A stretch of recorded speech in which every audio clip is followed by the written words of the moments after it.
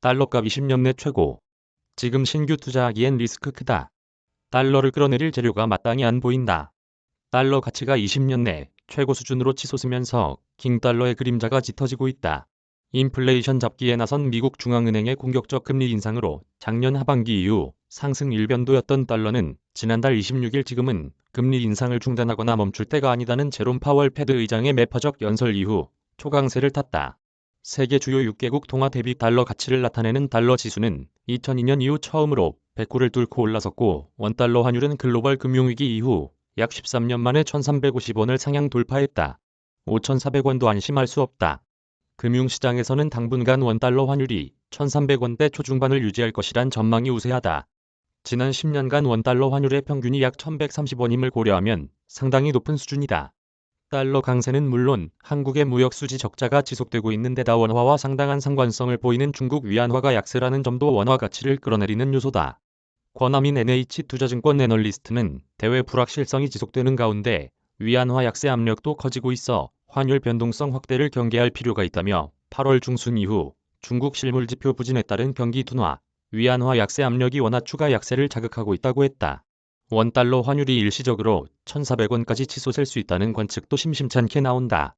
민경원 우리은행 이코노미스트는 외환시장에선 1,300원, 1,350원이 잇따라 뚫리면서 1,400원도 안심할 수 없다는 분위기가 짙다며 원화와 같은 블록에 속한 위안화, 싱가포르 달러, 대만 달러에 비해 원화 약세가 과도한 것은 사실이지만 현재로선 당국의 강력한 개입 외에는 환율 상승을 멈춰 세울 재료가 없어 보인다고 했다.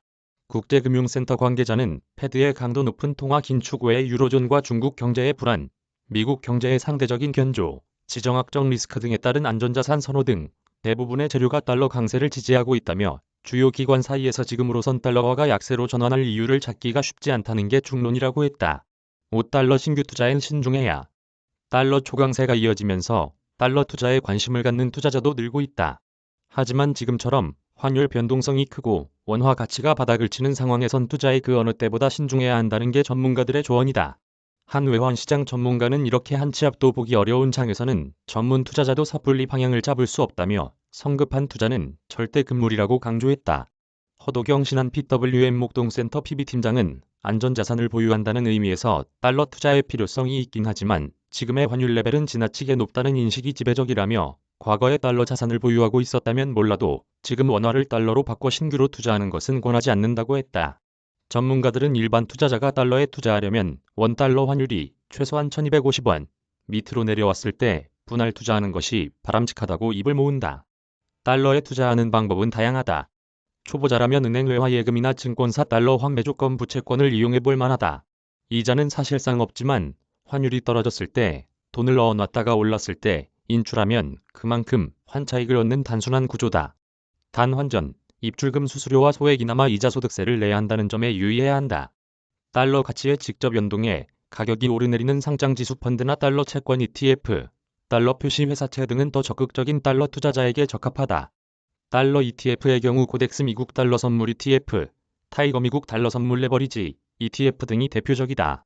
ETF는 환전 수수료가 없지만 연 0.2에서 0.4%대 운용 수수료가 있고 매매 차익의 15.4%를 배당소득세로 내야 한다. 세금을 아끼려면 연 2천만 원까지 납입할 수 있는 중개형 개인종합자산관리 계좌를 활용해 ETF를 사는 방법이 있다. 중개형 ISA는 수익의 200만 원까지 비과세되고 그 이상에 대해서는 9.9%로 분리과세된다. 빛난새 기자 이메일 주소